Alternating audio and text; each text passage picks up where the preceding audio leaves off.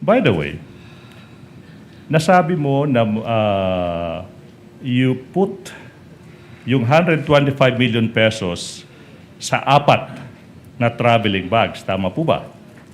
Tama po, Your Honor. And then, saan galing itong mga traveling bags na ito? Yung naimungkahi ko po yun kay Ma'am BP Sara at saka kay Asik Ortonio. And then, naisabi ko din yun kay Colonel La Chica. Okay. Naimungkahin nyo kay VP Sara yung apat na traveling bags. Yung tanong, ano ba yung naging tugon ng Vice President pagkatapos mong imungkahi sa kanya yung apat na traveling bags na ito? Nagsabi lang po siya na okay. Okay.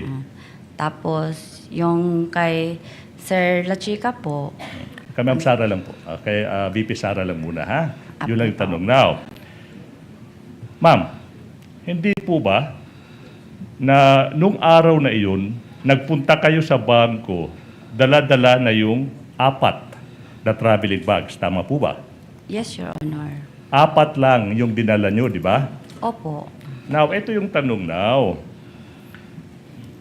Kasyang-kasya yung 125 million pesos into 4 traveling bags. Yung tanong is ganito.